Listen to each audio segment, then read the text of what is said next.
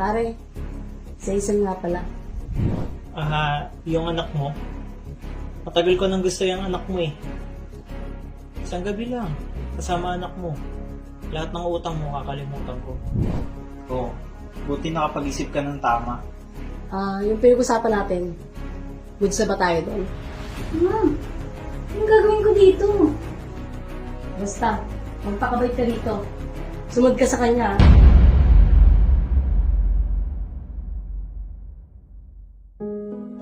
O Mare, tagal na ng utang mo ah.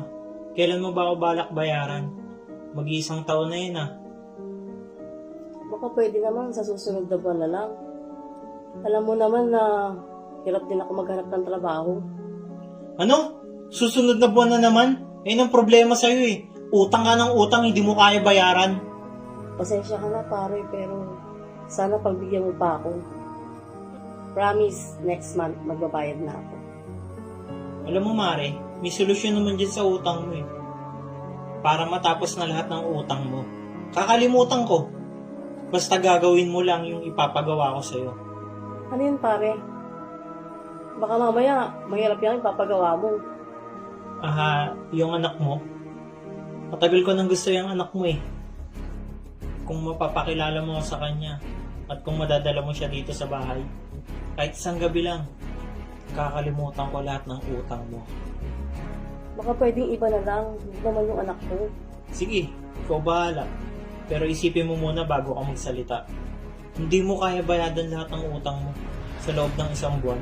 Tingin mo ba kaya mo? Ino-offera na nga kita eh. Isang gabi lang, kasama anak mo. Lahat ng utang mo kakalimutan ko. Diba napakasimple lang? Sarap isipin, no? Makakahinga ka na ng maluwag kung susunod ka lang sa sinasabi ko. Ginagawa ko na nga ng paraan eh, para mabayaran mo ko. Tapos ayaw-ayaw ka pa. Mag-isip ka ah, dahil pag hindi mo ko nabayaran at hindi mo nasamang anak mo dito, ipapakulong kita.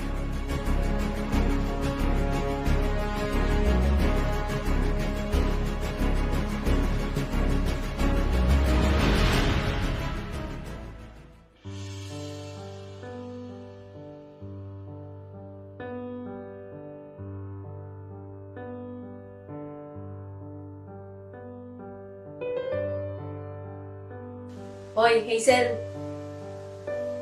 Anong hinihiga-higa mo dyan?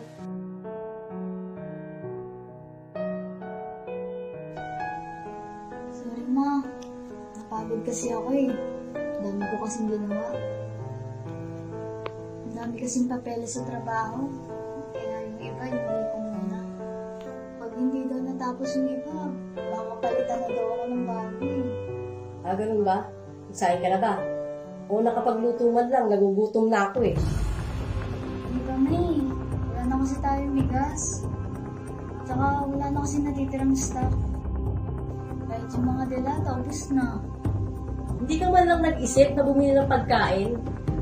Alam mo, kaya siguro ang malas ng buhay ko.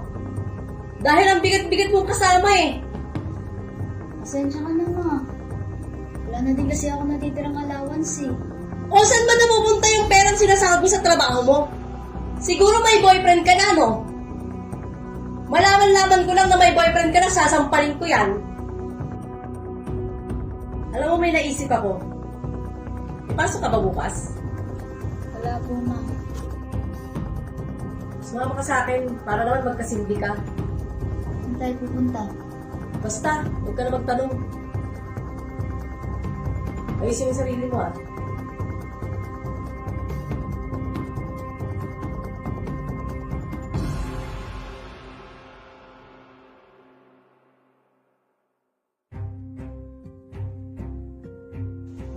Pare, isa-isa nga pala. Oo, buti nakapag-isip ka ng tama. Yung pinag-usapan natin, goods na ba tayo doon? Oo Mare, goods na tayo doon. Hazel, si Dane nga pala, kumpare ko. Ma, anong gagawin ko dito? Basta, magpakabait ka dito. Sumunod ka sa kanya, ah. Ma, huwag mo maiwan. Tara na dito.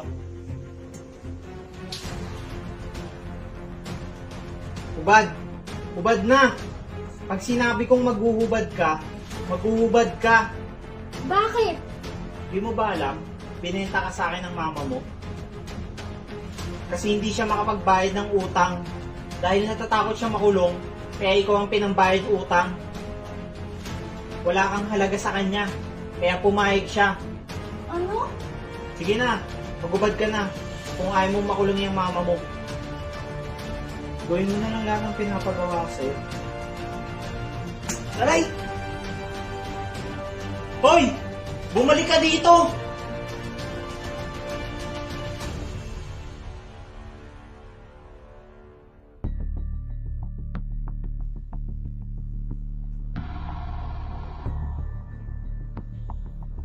Oh, ba't ka umuwi?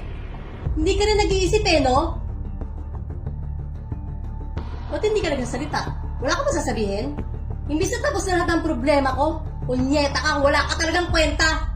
Problema ng ano nga? Problema sa utang mo?